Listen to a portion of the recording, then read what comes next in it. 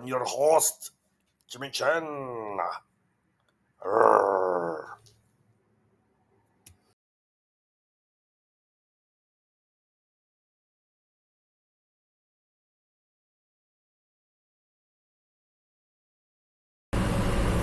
Hello and welcome to my channel. I am Jimmy Chen and my channel is Food for HNM.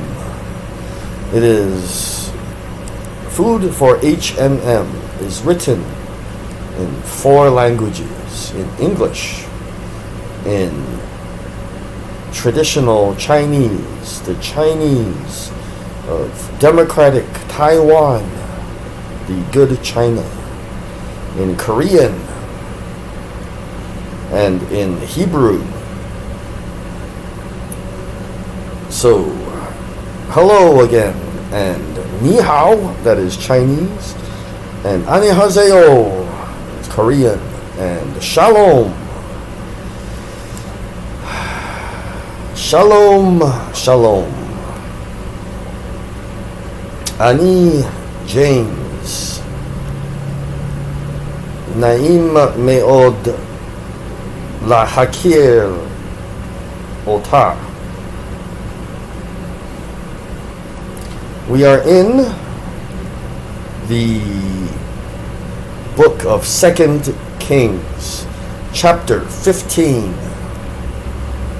The next section is titled Azariah, King of Judah. Remember, I'm wearing one of these because there's coronavirus out there, and another one called Candida, and there is even another one called Vibrio. That one you could get from eating oysters, too many oysters. In the 27th year of Jeroboam, king of Israel, Azariah, son of Amaziah, king of Judah, began to reign. He was 16 years old when he became king, and he reigned in Jerusalem 52 years. His mother's name was Jecholiah. She was from Jerusalem. He did what was right in the eyes of the Lord, just as his father Amaziah had done. The high places, however, were not removed. The people continued to offer sacrifices and burn incense there. The Lord afflicted the king with leprosy. Remember, that is a skin disease, until the day he died. And he lived in a separate house. So remember, the king usually lives in a palace. There is usually the temple for the Lord, is the house of the Lord, God's house. And then the king usually has his palace, and his number one queen, like his main squeeze, has her palace. So there are usually three, like palaces. But because he had leprosy, he lived in yet another house. Jotham, the king's son, had a charge of the palace and governed the people of the land. As for the other events of Azariah's reign and all he did, are they not written in the book of the annals of the kings of Judah? Azariah rested with his ancestors and was buried near them in the city of David. And Jotham, his son, succeeded him as king. The next section is titled Zechariah, King of Israel.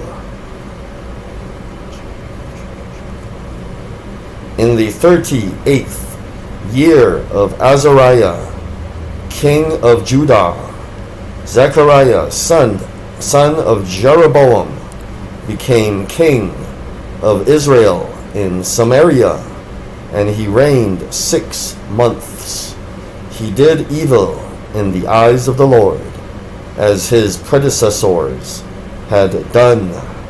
He did not turn away from the sins of Jeroboam, son of Nebat, which he had caused Israel to commit. Shallum, son of Jabesh, conspired against Zechariah. He attacked him in front of the people, assassinated him, and succeeded him as king. The other events of Zechariah's reign are written in the book of the annals of the kings of Israel. So the word of the Lord spoken to Jehu was fulfilled. Your descendants will sit on the throne of Israel to the 4th generation. The next section is titled Shallum, king of Israel. Shallum, son of Jabesh, became king in the 39th year.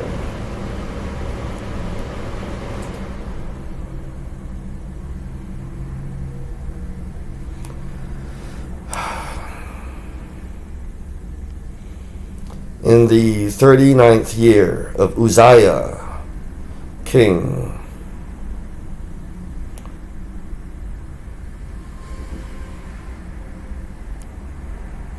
of Judah, and he reigned in Samaria 1 month. Then Menahem, son of Gadi, went from Tirzah up to Samaria. He attacked Shallum, son of Jabesh, in Samaria, assassinated him, and succeeded him as king. The other events of Shallum's reign and the conspiracy he led are written in the book of the annals of the kings of Israel. At that time, Menahem, starting out from Tirzah, attacked Tifsah and everyone in the city and its vicinity, because they refused to open their gates. He sacked Tifsah and ripped open all the pregnant women. The next section is titled Menahem, king of Israel. In the 39th year of Azariah, king of Judah, Menahem, son of Gadi, became king of Israel, and he reigned in Samaria 10 years. He did evil in the eyes of the Lord. During his entire reign, he did not turn away from the sins of Jeroboam, son of Nebat, which he had caused Israel to commit. Then Pul, king of Assyria, invaded the land, and Menahem gave him 1,000 talents of silver to gain his support and strengthen his own hold on the kingdom. Menahem exacted this money from Israel. Every wealthy person had to contribute 50 shekels of silver to be given to the king of Assyria. So the king of Assyria withdrew and stayed in the land no longer. As for the other events of Menahem's reign and all he did, are they not written in the book of the annals of the kings of Israel? Menahem rested with his ancestors, and Pekahiah, his son, succeeded him as king. The next section is titled Pekahiah, king of Israel. In the 50th year of Azariah, king of Judah. Pekahiah, son of Menahem, became king of Israel in Samaria, and he reigned 2 years. Pekahiah did evil in the eyes of the Lord. He did not turn away from the sins of Jeroboam, son of Nebat, which he had caused Israel to commit.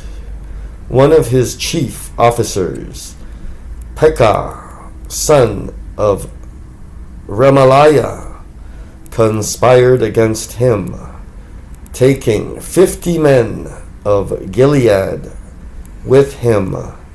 He assassinated Pekahiah along with Argob and Arieh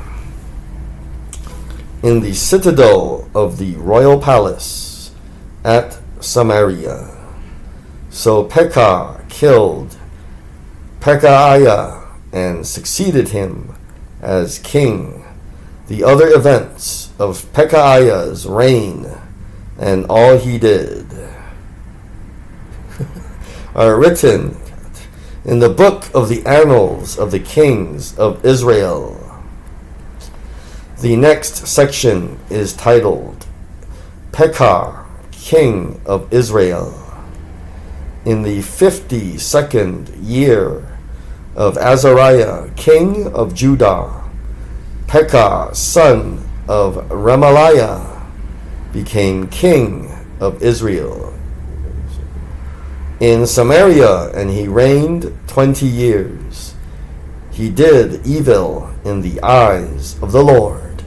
He did not turn away from the sins of Jeroboam, son of Nebat, which he had caused Israel to commit in the time of Pekah, king of Israel.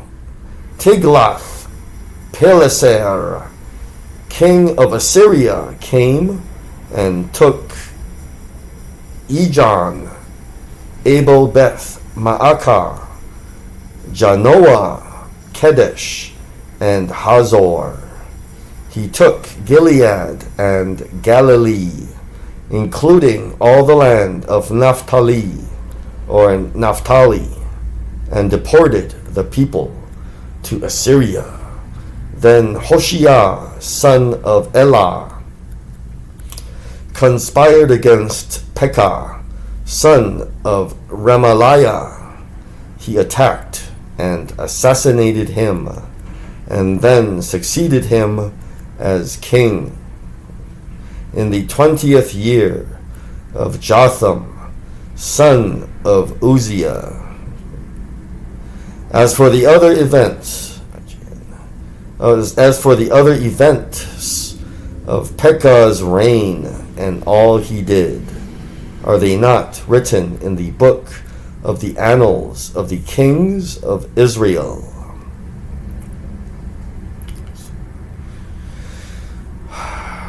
The next section is titled Jotham, king of Judah. In the 2nd year of Pekah, son of Remaliah, king of Israel, Jotham, son of Uzziah, king of Judah, began to reign. He was 25 years old when he became king, and he reigned in Jerusalem 16 years.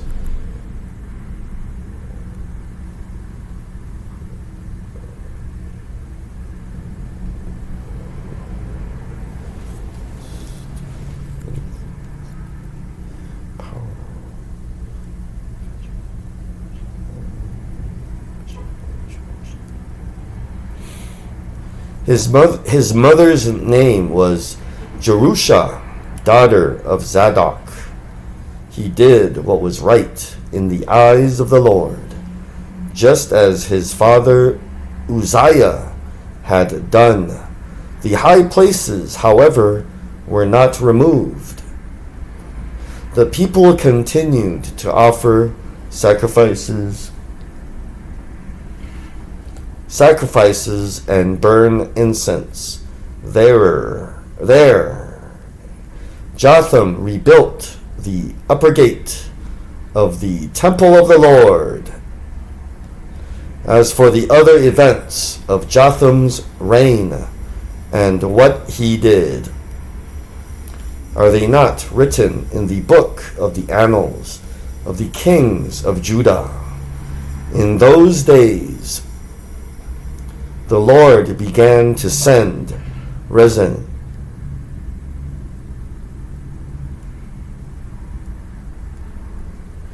king of Aram, and Pekah, son of Remaliah, against Judah. Jotham rested with his ancestors and was buried with them in the city of David, the city of his father. And Ahaz, his son, succeeded him as king. Let's go to chapter 16. Remember, this guy named Tyler Christ is a gay. He's a false reverend. He's gay and his wife is a man, a transvestite. Chapter 16, 2 Kings, the next section. Ahaz, king of Judah, in the 17th year of Pekah, son of Remaliah, Ahaz, son of Jotham, king of Judah, began to reign. Ahaz was 20 years old when he became king, and he reigned in Jerusalem 16 years. Unlike David, his father, he did not do what was right in the eyes of the Lord his God. He followed the ways of the kings of Israel and even sacrificed his son in the fire.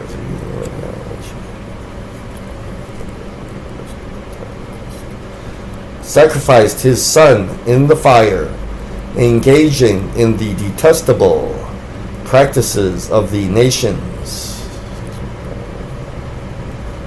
the Lord had driven out before the Israelites. He offered sacrifices and burned incense at the high places, on the hilltops, and under every spreading tree. Then Rezin, king of Aram,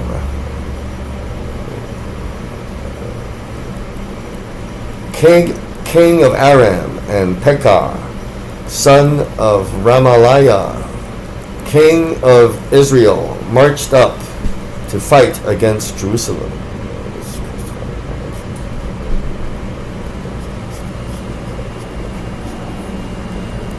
Fight against Jerusalem and besieged Ahaz.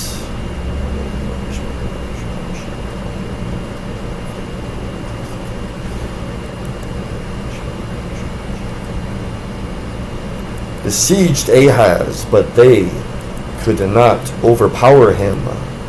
At that time, Rezin, king of Aram, recovered Elath for Aram by driving out the people of Judah.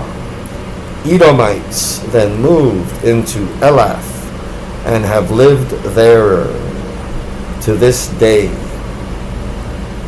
Ahaz sent messengers to say to Tiglath-Pileser, king of Assyria, I am your servant and vassal.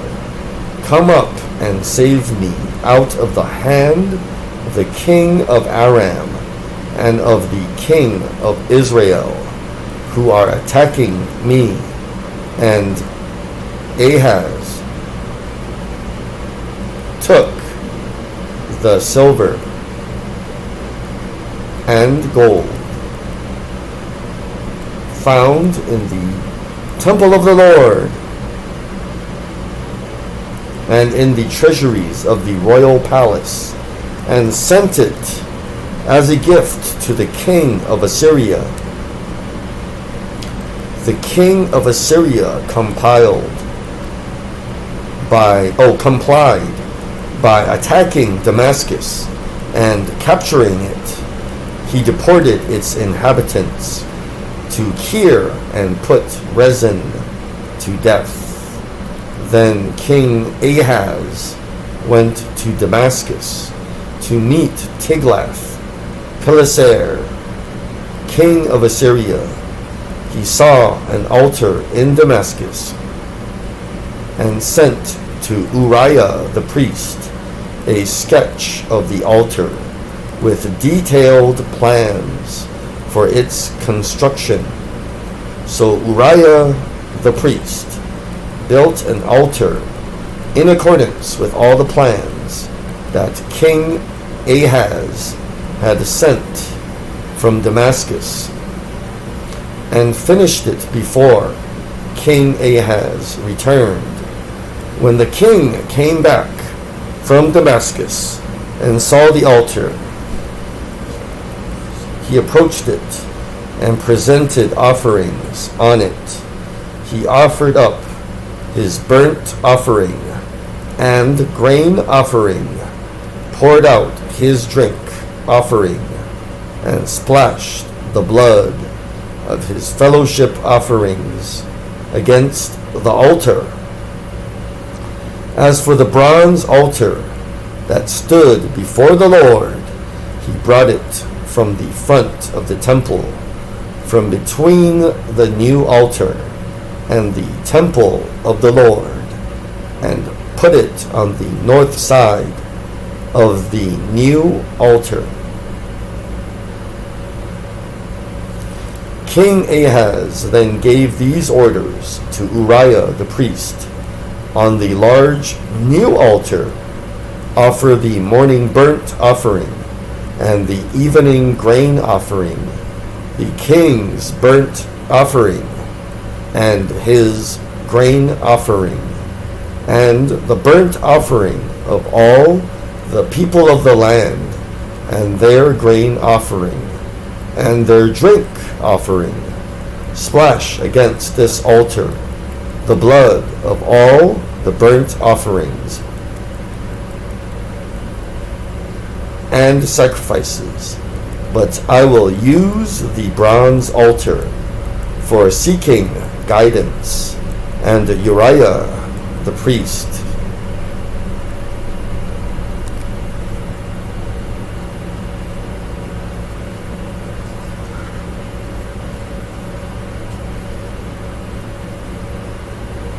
did just as King Ahaz had ordered. King Ahaz cut off the side panels and removed the basins from the movable stands. He removed the sea from the bronze bowls that supported it and set it on a stone base. He took away the Sabbath canopy that had been built at the temple and removed the royal entryway outside the temple of the Lord in deference to the king of Assyria. As for the other events of the reign of Ahaz and what he did, are they not written in the book of the annals of the kings of Judah? Ahaz rested with his ancestors and was buried with them in the city of David, and Hezekiah his son succeeded him as king. Thank you for listening. That was 2 Kings chapter 15 and 16. I know it's getting a little uneventful. But hang in there. Reading the Holy Bible from cover to cover, I think is a real accomplishment. Remember, keep God first. He'll take you places.